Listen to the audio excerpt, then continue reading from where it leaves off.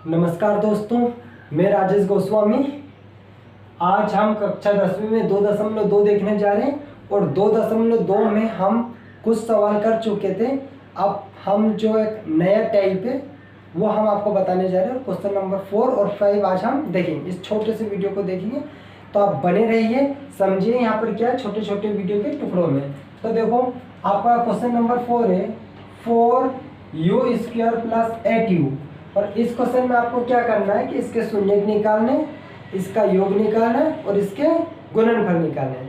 तो हमने आपको बताया ही है कि ये कैसे निकालते हैं, बाकी हम और देखते हैं। तो देखो, ये है 4u + 8u। तो हम क्या करते हैं कि इसको एक दो द्विपद होता है, जैसे बहुपद बनाते हैं ना, इसी से हम 4 पद बनाते हैं और हम करते हैं छोटे छोटे कर्म करते हैं।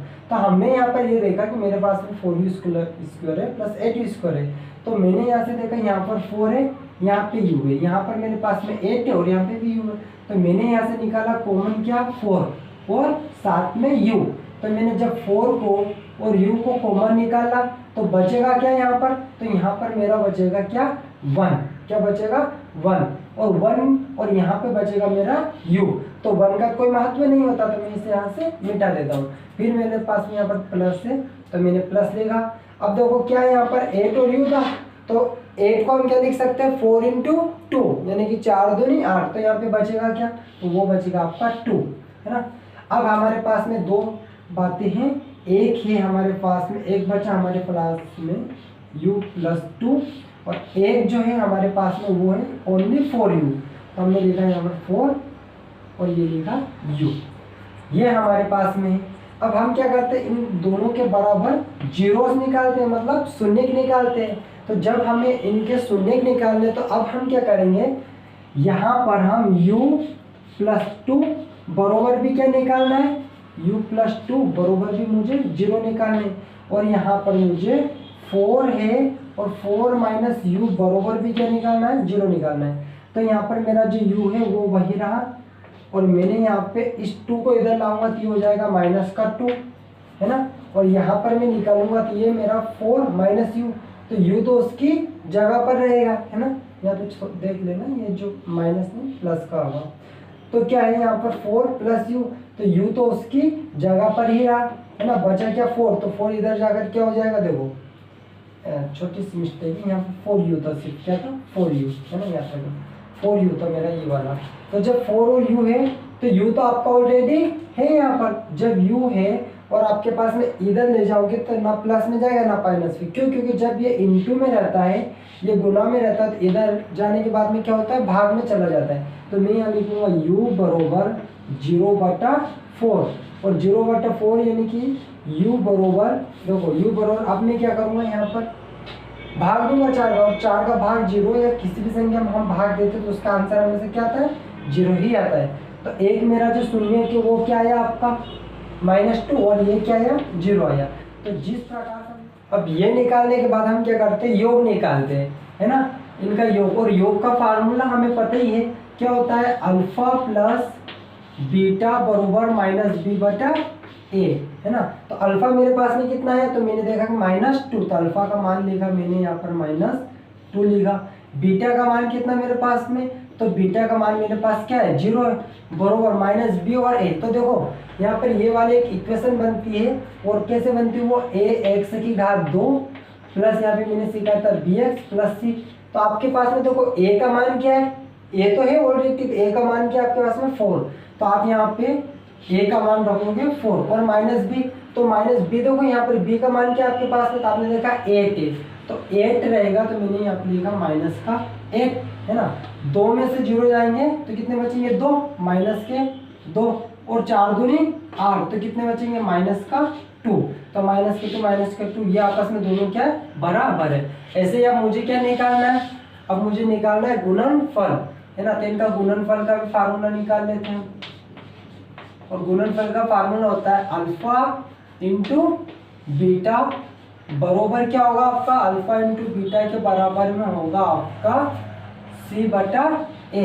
तो अल्फा कितना आपके पास में, तो आप बोलोगे सर -2, बीटा कितना आपके पास में, तो बीटा कहोगे कि सर वो कितना है, 0 है, इंटू में, है ना, बराबर c कितना है। तो देखो यहाँ पर c तो कुछ है ही नहीं आपके पास में, और जब कुछ सी कुछ भी नहीं है, मतलब कुछ भी नहीं का मतलब होता है जीरो। क्या होता है? जीरो। तो आप लिखोगे जीरो, और ए कितना है? 4। तो आप देखो 2 का इंटू जीरो में करोगे तो क्या होगा? जीरो, और 4 का भी जीरो में करोगे तो क्या होगा? जीरो। मतलब ये दोनों मान आपस में बराबर है, मतलब हमने इसकी जांच की, इसके संबंधों में ये जो हमें बताना था क्वेश्चन वो हम कर चुके हैं। तो आप इसका स्क्रीनशॉट लो। स्क्रीनशॉट करने के बाद में आपको समझ में आ गया होगा कि हमने क्या किया। ठीक है, तो आज आपने जो सीखा ये हमारा 2.2 का क्वेश्चन नंबर 4 था।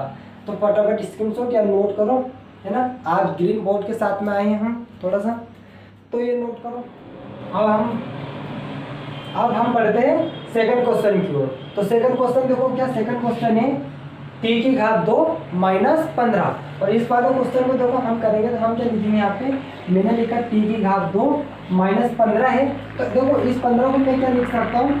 मैं चाहे इसे लिखूँ 15 करनी में 15 इंटू करनी में 15। यदि मैं ऐसे लिखूंगा तो कुछ फर्क पड़ेगा नहीं, मतलब ये वाला और ये वाला बिल्कुल क्या है? सेम है। जब ये दोनों आपस में सेम है तो यहाँ पर मैंने क्या किया?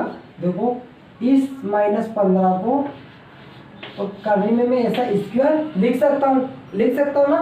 कैसे लिख सकता हूँ? जैसे कि मैंने सिखाया था कि ये 2 होता है, और यदि ये भी करने 2 होता है, ये आपस में 2 हो जाता है ना। और इस 2 को मुझे इस यूनिट में बदलना है। तो ये जो मेरे पास में 15 था, इस 15 को मैं ऐसे लिख सकता हूँ। कैसे लिख सकता हूँ? मतलब 15 की घात 2। क्या लिख सकता हूँ? 15 की घात 2। तो इसे मैं मिटा देता हूँ समझाने के लिए था आपके पास। तो मैंने यहाँ पे लिखा 15, और यहाँ पे लिख दिया मैंने स्क्वायर 15 की घात 2।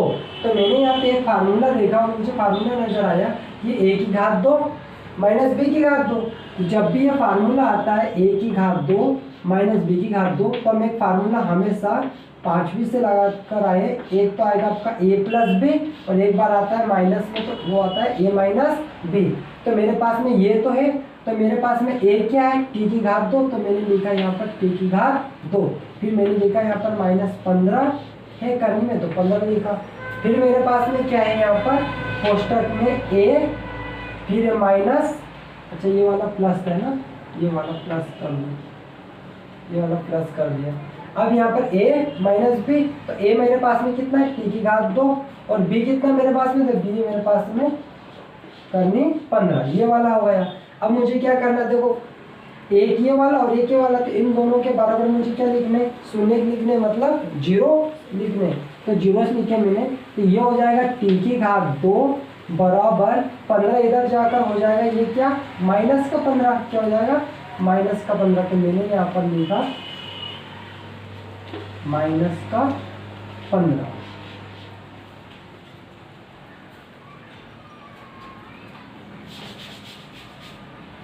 तो अब देखो ये जो t की घात 2 है माइनस 15, ये यहाँ पे जाके क्या हो जाएगा? तो ये जो इधर है आपका ये प्लस और ये माइनस, मतलब 2 है, इनके बराबर क्या करना है? 0।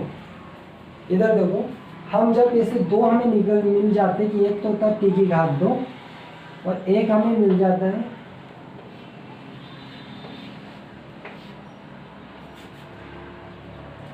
तो अब देखो इनके बराबर हमें क्या निकालने? जीरोस निकालने, मतलब शून्य निकालने। तो मैंने लिखा है t की घात 2।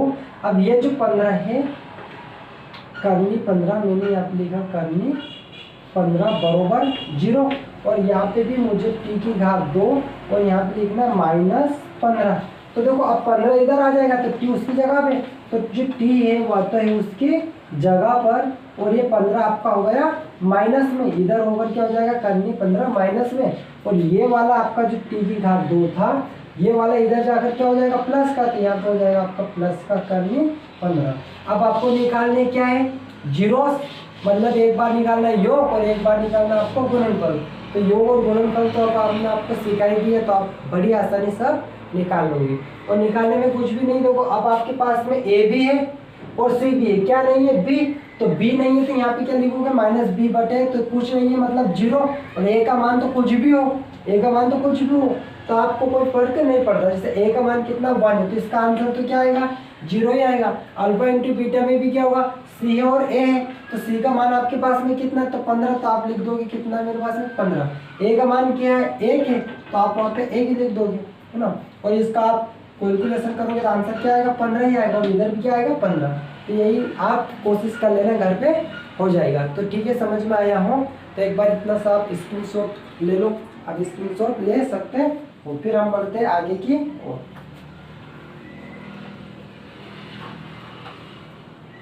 दोस्तों समझ में आया हो, यदि हमने जो पढ़ाया समझ में आया हो, अच्छा लग रहा तो प्लीज़ लाइक करें और कमेंट करें और थोड़ा सा बताएं, है ना, कि क्या चल रहा है क्या नहीं चल रहा है, पढ़ाई में क्या क्या सब्जेक्ट करवाने, तो हम उस हिसाब से देखते हैं। तो इसके बाद के जो क्वेश्चन है वो हम करवाते हैं नेक्स्ट वीडियो में। ठीक, इतना है, इतनी देर के लिए आप पढ़िए, खुश रहिए, घर पर रहिए।